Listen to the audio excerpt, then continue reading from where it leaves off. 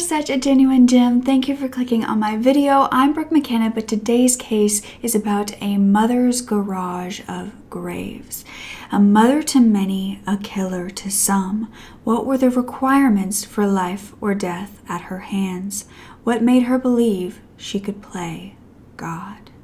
If you don't know, it's my absolute passion to tell these stories. I mean no harm or disrespect when I do so. So if that's something you'd like to support me in doing, all you have to do is make sure you're subscribed with the post notification bell on, giving this video a thumbs up, and leaving a nice comment down below. I also want to thank our sponsor, Jelly Smack, and I'm so happy to be working with them. They are actually a new kind of tech company that works with creators, and it's a concept I had never previously heard of before working with them myself. They help creators grow their audiences to different platforms, which in turn helps add to the growth of their audiences, the growth of the revenue itself. And not only that, but they recycle the content you already make on another platform to put on the platform they're working on, so it adds no extra work on your end. It truly is the modern way to spread your creativity without spreading yourself too thin, because different platforms of course aren't going to have the content that you have made, say on YouTube already. So to repackage it and to put it on there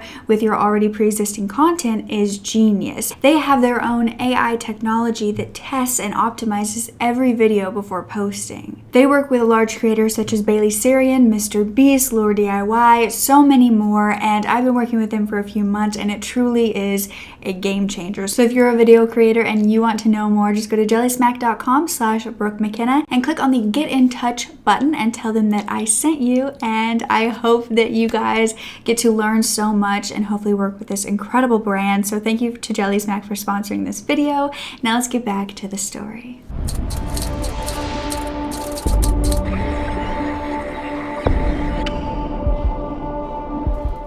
So it was 1996 in Utah, and Megan Huntsman and her husband Darren West had just moved in to Pleasant Grove. They had a home that was at 536 East 200 North, and Megan was 21 years old at the time, with Darren just being a few years older. I couldn't find his exact age, but the couple had 2 daughters, and they were going to have another girl while they lived there in a couple of years. Their daughters ended up being named Darian, Sawyer, and JC. Megan actually stayed at home to take care of her children while Darren would go and work at a construction company. Megan was known to be the best mom. She always took care of the house. She made them the best meals that she could possibly make them. The home was always very clean. The girls always seemed very happy, and no one would have guessed in the 18 years that the children had grown up in that house that there were also bodies accumulating inside. You see, by 2014, Megan and Darren were actually separating. Their 2 oldest girls were adults at this time. They were 18 and 20, but they were living at this home still. And the youngest girl was around 13, 14, so she was still in high school. But their mother was no longer living with them. She was actually living with her boyfriend in his trailer, which I believe was in the same town, but nowhere close to the home. She didn't go home often. She didn't see her girls. She kind of just stayed with her boyfriend. Now at this point, Darren was kind of cleaning out the garage. He was going to, move her stuff out, and that was going to be his permanent residence with his daughters. And they had quite a bit of stuff in this garage. I mean, it was nearly 2 decades worth of just clutter that they had put in the garage and stored different items, such as Christmas decorations, baby clothes from the girls, just all sorts of stuff that you have nowhere else to put, so you just cram it in a room somewhere where no one will see when they come over. But on April 13th, the day he was cleaning, a 911 call would be placed to the police. And when they arrived, they immediately went straight to the garage of this suburban home that looked no different than any other on the street. And even when they looked inside, they weren't seeing anything. It literally was boxes upon boxes until they were taken to a small white box that had just been opened, had electrical tape on it that had been closing it, and had a tiny body inside. The body of the infant smelled strongly of chemicals and it appeared to be decomposing. Now, although Darren had called 911, he was the one that got them there. He said immediately after they had found the baby, he had called.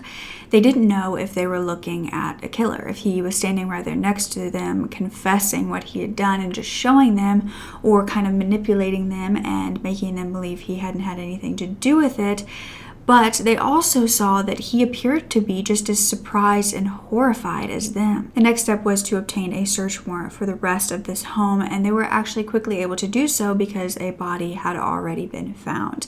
Now, as Darren watched from the sidelines, investigators rummaged through the rest of the garage. They were throwing boxes outside on the lawn. There were police cars everywhere around this home, and of course all the neighbors were out trying to see what was going on. There were many boxes of Christmas decor, Halloween decor that these investigators were having to rip open. I mean, decades of family memories that were being destroyed because they needed to find evidence. They needed to find out why this had happened and why there was a dead infant in the garage. Meanwhile, Darren was taken in for questioning, and Megan was also found at her boyfriend's trailer. He lived in the Meadowbrook Village mobile park home, and as she was being handcuffed, her boyfriend actually pulled in. He wasn't home at the time, and he pulled in and he claimed that he had just come from his mother's funeral and had no idea what was going on. But investigators quickly realized that although they were pointing more towards Megan as Darren had made the call, Darren wasn't necessarily just a regular suburban dad. In fact, in 2006, Darren had been arrested and sent to prison. He had been arrested for drug-related charges due to the buying and selling of those drugs, including methamphetamine or meth. He ended up pleading guilty to 2 counts of possessing chemicals intended to be for manufacturing meth, although he claimed that he never actually intended to sell anything. He was sentenced to 9 years, but he did appeal 3 different times, and this got him a release in January of 2014, which was just 4 months before he found the body. But this also meant that for the past 8 years, Darren, who had still been married to Megan, couldn't have gotten her pregnant because he was locked up. Megan then admitted that it was actually right before Darren went to prison that she had found out that she was pregnant. So she was going through with a pregnancy as Darren was being sentenced to prison for 9 years, and she ended up having a stillborn at home.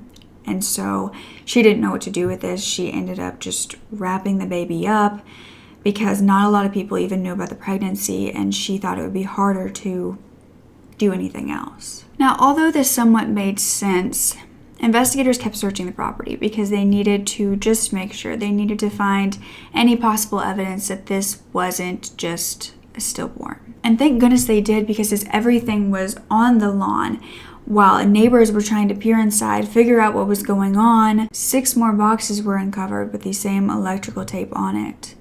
And inside were 6 more bodies. Each infant was covered with clothing, trash bags, towels, and they were all a yellowish tint, which was believed to be from decomposition. After hearing this, Darren claimed that he did not know of any other pregnancies that she had given birth to other than Sawyer, JC, and Darian, which were the living girls in the home. So where did they come from?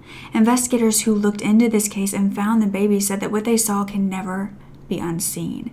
And at this point, after talking to everyone possible in this case, someone was arrested and a bail was set for $6 million. The infants were all sent in for autopsies as well as DNA tests, and it was revealed then that they had all but one been suffocated or strangled to death. They had been murdered after only living a few seconds to a few minutes, all but one who was in fact a stillborn.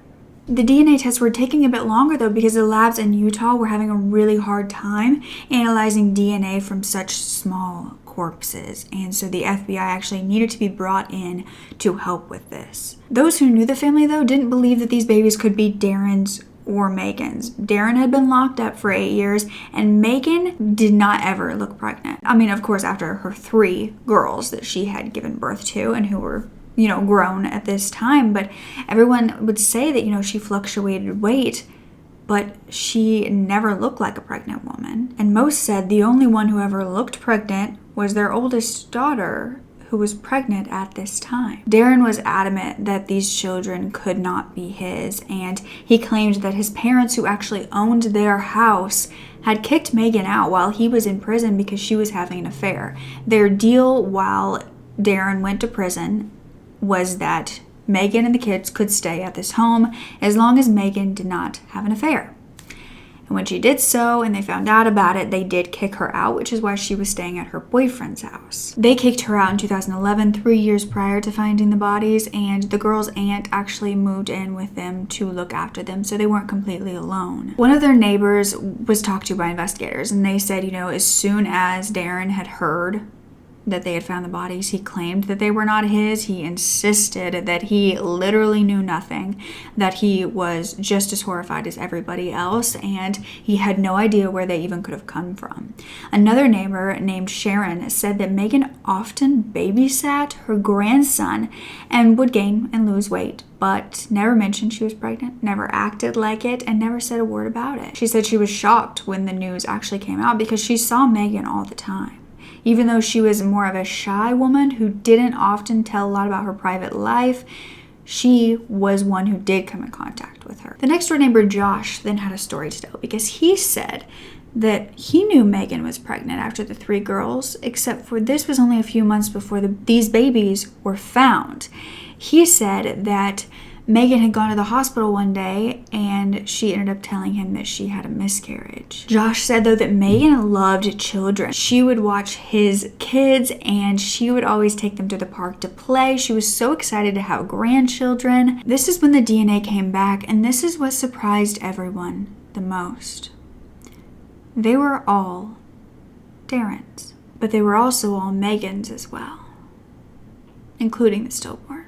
Unfortunately, due to the decomposition of sitting in the garage, it was impossible to find out at which rate these babies were born, which came first, or what time period they died in. When investigators talked to Megan Huntsman for the second time, she had no choice but to tell the full truth. And at this point, she claimed that these babies had started to be born the same year they moved into this Pleasant Grove home. Megan also couldn't remember how many bodies were actually in the garage. She estimated around 8 to 9, although investigators knew at this point they had only found 7. She then admitted that she would press her thumbs to their throats and choke them, and if that didn't work, she would use a hair tie around their neck. She would then wrap them up and seal them in boxes with these electrical tapes so no one would smell the decaying bodies. And it appeared to work too, because Darren nor these 3 girls claimed to ever smell or know a thing. Darren then said there were a few times before he went to prison that Megan had said she was pregnant, but she would always say she miscarried, and he believed her, and there was no reason not to believe her. And so at this point, her daughters were talked to, and they continued to claim they knew nothing, even though they were living with her the entire time that these murders had occurred. But that was the strange thing about this case. We hear a lot of families who didn't know that, their father, their brother, whoever was a serial killer or who had killed somebody. But to also keep secret an entire pregnancy, a labor, and also a murder inside the home where your family sleeps. None of her family or Darren or her boyfriend were persons of interest at this time. They were focusing the investigation just on Megan, and the truth was Megan had been pregnant 7 times between the years of 1996 and 2006 when Darren went to prison. There were 5 baby girls, 2 baby boys, all full term, and each of the babies were healthy, except for, of course, the stillborn. They all ended up being alive less than 2 minutes because that life was stolen from them. She had killed so many children that she didn't even remember exactly how many she had given birth to. But it turned out that Darren wasn't the one who actually found the first baby when he called the police. It was actually Megan and Darren's 3rd born child, a 13 or 14-year-old girl who had been helping her dad clean out the garage when she found the decaying infant, her sibling, that her mother had killed. At this point, investigators really did not want to tell the public what exactly Megan did. Even media, who are used to getting clickbait stories and wanting to know all the gruesome details, had trouble covering. So they said that it didn't have anything to do with mental illness that they believed, but they were still searching for a conclusion as to why it happened, or so they said. However, investigators had searched the rest of the Pleasant Grove residence outside of this garage full of graves, and they had found bloody leather gloves and women's underwear in the garage, presumably from when she had given birth herself. And also, there were newborn clothes and shoes in the master bedroom, and also on the bed was little stains in the master bedroom that were believed to be from either the birth or the death. So all of that was taken in to be analyzed, and they also went to Megan's boyfriend's trailer and they found Xanax, marijuana, bongs, and a diary, but they didn't know if everything belonged to Megan or just her boyfriend. Now, at this point, Megan was being kept in the Utah County Jail and she was put on suicide watch. This was due to what her boyfriend had claimed happened just before they had arrested her. You see, it turned out that she had been begging him to come home just so he could show her where something was. But before we get into that, we're going to get into a little bit of who Megan Huntsman was. She was born to Blaine and Joyce, and her father was a painter where her mother worked jobs in retail. Megan was the oldest of 3 girls, and the entire family were Mormons. She was known to be the shy girl who never really wanted to open up to anyone, no matter who it was, including her family. And the first time she got pregnant, she didn't say a word to anybody. This was when she was 18, still in school, and she had an older boyfriend who was in the Marines at this time, who was Darren. Now, Darren and Megan had met in high school. He was just older, so he was already in the Marines when she was still in high school, but she would end up moving in with Darren and they would have 2 more children. Now, they were lucky enough to be able to be living in homes that were financed by Darren's parents, and they did not have to pay anything, so they could focus on the children while they, got their lives together because they were so young. To everyone who knew them, including their families, everything was going well. They had this big, nice home in Pleasant Grove, and it seemed like they weren't struggling in the slightest with anything. Even their girls were perfect. Except the money that they were earning that they did not have to give to, rent or a mortgage was not necessarily going to the children or to food. This is when it all began to go downhill, and eventually Darren was investigated and sentenced to prison. And at that point, Megan found her boyfriend and was kicked out, so she never really saw the girls after that. Now, when she first arrived in the courtroom, Megan kept her eyes down, and she appeared to be this shy, innocent, distraught little woman who could barely stand on her own 2 feet. Her defense attorney said that when speaking to Megan, she was fine. And this is because he was asked, if the murders had anything to do with her state of mind. Possibly it was a psychotic break. Possibly she had some underlying issues that would make her be able to plead insanity. But he did insist, she was fine. But although he said that she was fine, the entire case kept a huge detail from the public. You see, Darren wasn't the only one using drugs. Both of them were addicted to the meth. At the time of the arrest, the Child and Family Services in Utah also got an anonymous tip that she was using meth. This meant that her 3 children had almost gotten taken from her, but it still didn't explain why there were 7 little bodies in the garage. Megan had explained this, though, to investigators, why this had happened, who she was.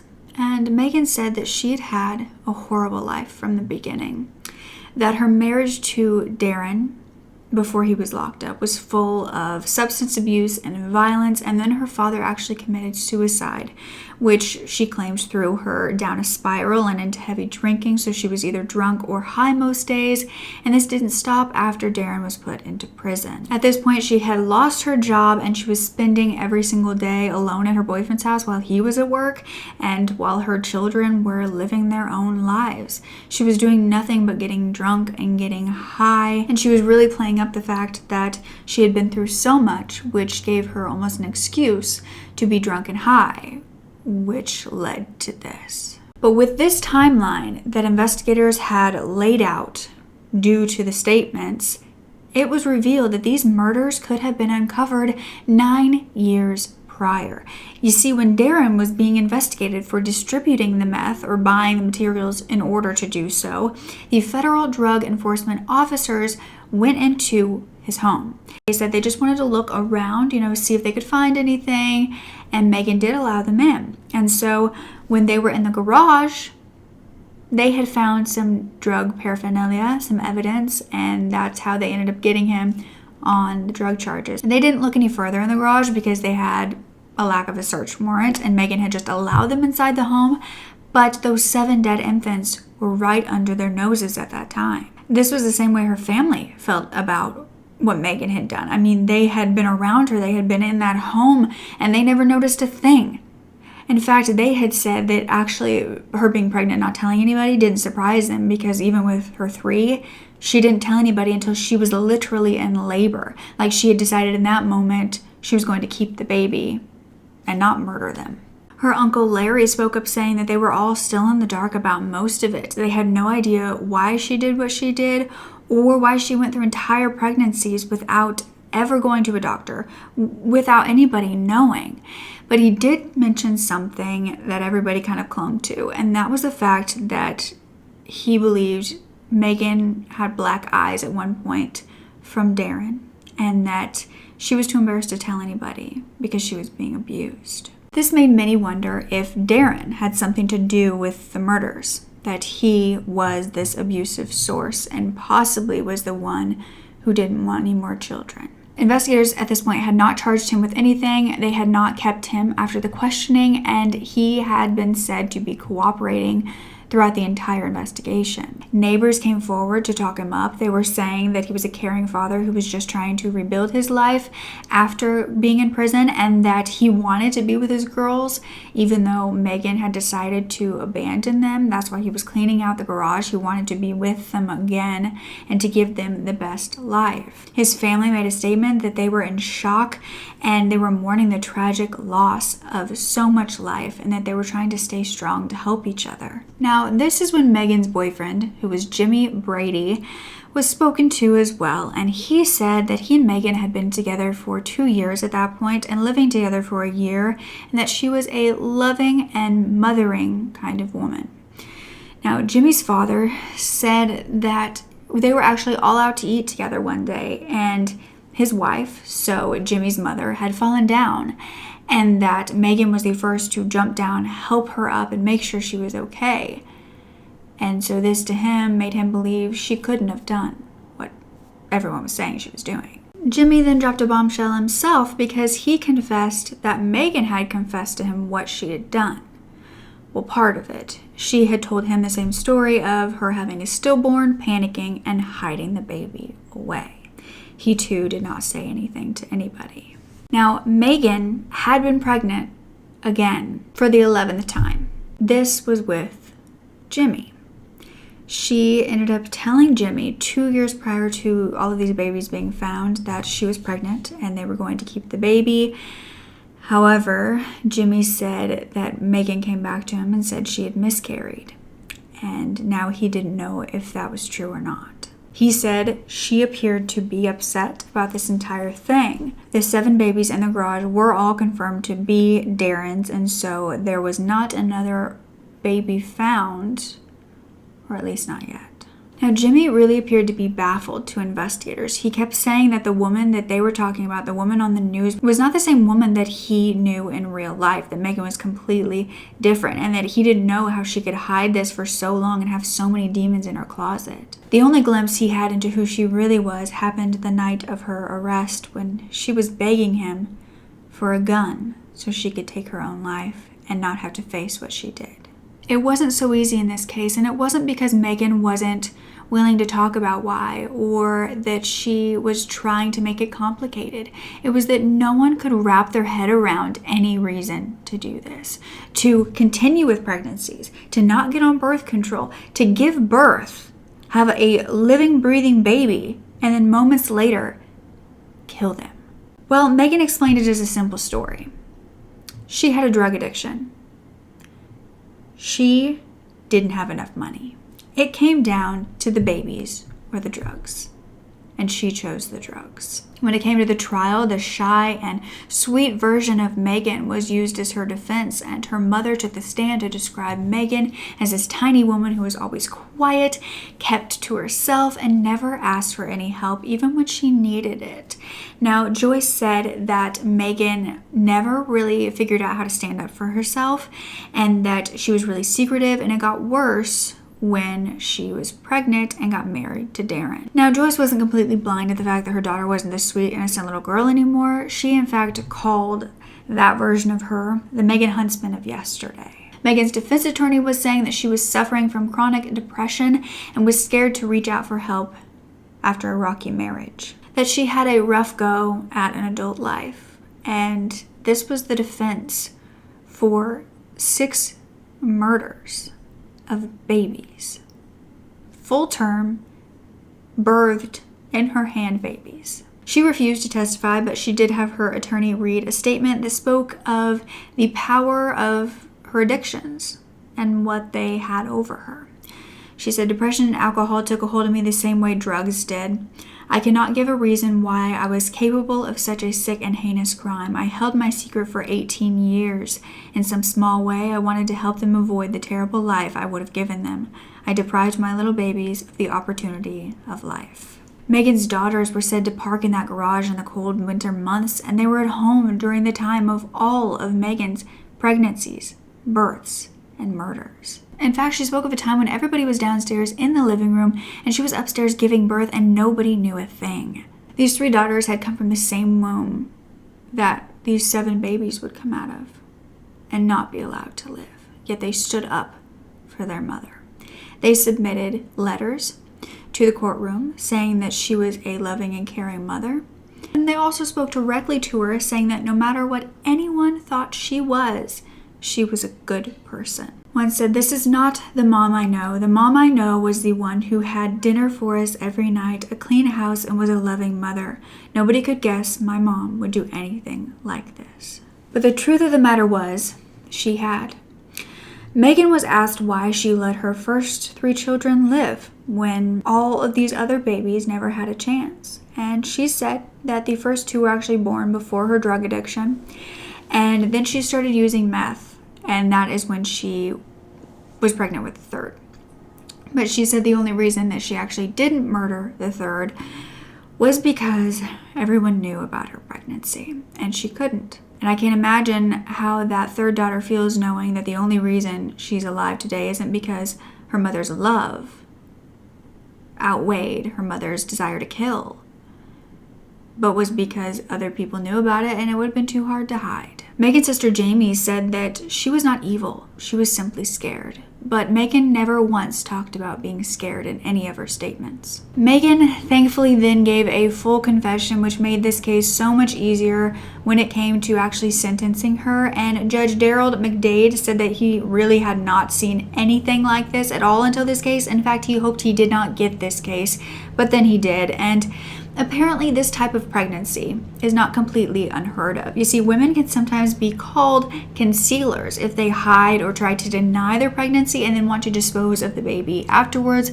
like it never occurred. It is not uncommon, unfortunately. However, to do it often is uncommon. Megan was pregnant so many different times and had this happen. And most of the time it happens with teenagers who get pregnant, once when they're young, and that occurs. Another example of this was in the Brooke Skylar Richardson case, which was a huge case. If you haven't ever heard about it, it was a teenage girl who was this really tiny cheerleader who ended up getting pregnant and giving birth all by herself when nobody knew. She then went and buried the girl in the backyard. She claimed that the body was stillborn. She didn't know what to do, so she buried it. And although this case was huge news, Brooke was found not guilty, then put on probation, and then that probation was terminated in 2020. And a lot of people have, mixed reactions to this case as far as if she was guilty, if her baby was a stillborn, or if her baby was alive and she did not want to be a mother. The one main thing that many cling to is the fact that Brooke had researched how to get rid of a baby prior to doing this. Then afterwards, she was telling her friends that she was excited because her belly was gone, and so she would be able to, fit into the dresses for the dances. Let me know if you want me to do a full video on that case. I know it's a very popular case that many have done, but it is a very interesting one. And on February 12th of 2015, Megan Huntsman was found guilty and sentenced to 6 terms of 5 years to life, and this means that she will be eligible for parole in 30 years. She'll be 69 at that point, and many hope that she will never be allowed to be released. But the worst part about this case is the deaths, but even more so, it's that in 2001, so 4 years into these murders with 5 years left, Utah, where they lived, passed a law called the Safe Haven Law.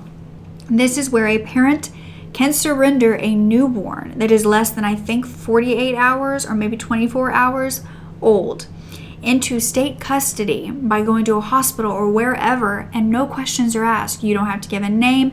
You don't have to say anything. You drop the babies off and you do not have to parent them, but then they go to another home. Now, I'm not saying that adoption or foster care is the correct answer due to so much horror being in that system and so much trauma and neglect there as well, but it would have been better than killing a living, breathing human. There were many other ways as well. I mean, a simple trip to the doctor to get some birth control, or possibly just using protection. I mean, having a baby that is growing with meth and alcohol in its system would have caused enough damage, but to have your hands around the throat of a newborn crying in your arms is unspeakable. And then to do it 6 times is psychotic and sadistic. There is no excuse for that. No drugs, no rough life makes up for that. I truly would love to know if these girls ever had an inkling of what their mother was doing if she was pregnant. I mean, I know with my own mother, we're pretty close, and I know when she's coming down with a cold. I know when she's just not feeling good. So I just can't imagine with them saying she was such a good parent, and that they were living with her, they were close to her. You can't tell me they didn't ever suspect something. Of course, with Darren, it's a little different because I'm sure he was at work most of the time. Men are also not as aware, I think. And he also has claimed that because he was on meth as well, when she would say things like, I miscarried, he would just be like, okay, whatever, because he was in, the drug-like euphoria of his meth. And 6 babies had to die because a woman wanted to feed her drug addiction more than the mouth of her child. Nothing will ever make that okay. But don't ever forget to speak up. Your voice is powerful enough, and I love you to absolute pieces. Okay, bye.